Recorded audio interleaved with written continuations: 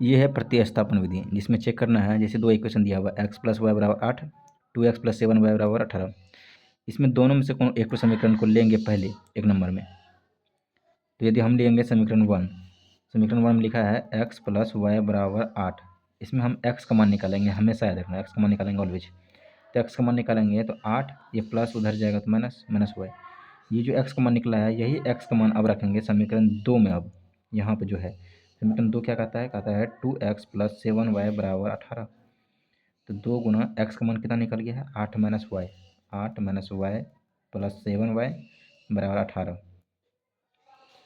गुना करो यहाँ पे 8 गुना 16 माइनस 2y प्लस 7y बराबर 18, 16 प्लस 5y बराबर 18। अब ये 5y इधर है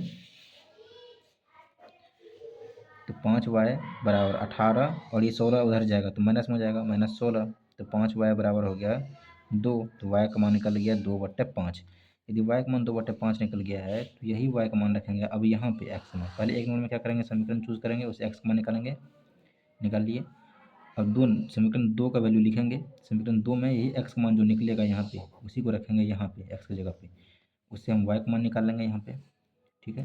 अब फिर ये y का मान जब निकल जाए तो x का मान में फिर से रखना है हमको। एक नंबर में समीकरण 1, 2 नंबर में x का मान चूज करना है और y का मान निकालना है, और फिर y का मान से x का मान को यहाँ पर निकालना है। तो x बराबर निकल जाएगा 8 माइनस 2/5 है, तो 8 पंजे 40, 40 माइनस 2 38, तो 38/5 निकल गया इसका मान, और इसका मान निकल गया इतना।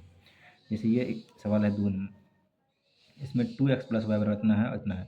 एक नंबर में कोनो एक समीकरण चूज करेंगे, जैसे समीकरण ये चूज़ किया, इसका मान है 2x प्लस वाई बराबर 4 है। इससे हम x का मान निकालेंगे, समीकरण 1 से x का मान, समीकरण 2 से y का मान निकालना है हमको।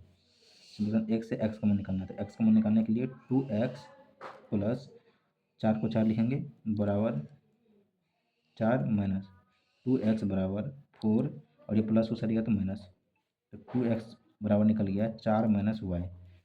तो x का मान कितना निकल जाएगा यहाँ पे 4 माइनस वाई बटे 2। यही करना था, समीकरण 1 से x का मान निकालना था और समीकरण 2 से y का मान निकालना है। समीकरण 2 लिखेंगे यहाँ पे 3x माइनस 2y बराबर 8।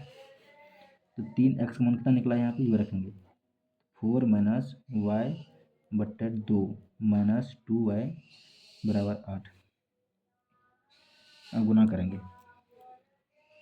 3 चौके 12 minus 3y bye 2 minus 2y बराबर 8। ये यहाँ पे कुछ नहीं तो 1 है, तो एलसीएम निकल जाएगा 2, तो हो गया 12 माइनस 3y माइनस 2 दूना 4 4y बराबर 8। और जब इसको सॉल्व करेंगे, पूरे सॉल्व करेंगे तो 12 या 3y minus 4y minus 7y, और ये 2 नीचे में है और इधर जाएगा, एक क्रॉस मल्टीप्लिकेशन होता है इसे, 2 को यहाँ पे 8 से मल्टीप्लाई करेंगे 16, तो 16 हो जाएगा, और 1 को मल्टीप्लाई करेंगे सबसे इतना ही रहेगा, तो यहाँ निकल जाएगा 12 माइनस 7y बराबर 16। 12 माइनस 7y बराबर 16। अब ये माइनस 7y को रखेंगे एक साइड, उधर बचेंगे, तो 16 माइनस 12, तो माइनस 7y बराबर निकल गया 4, तो y का मान निकल गया तो माइनस 4/7।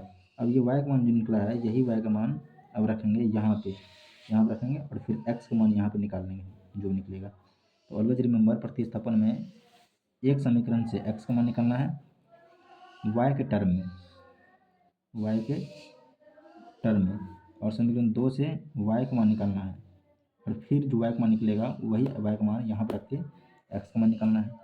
ठीक है, समीकरण 1 से x, समीकरण 2 से y का मान निकालना ऑलवेज।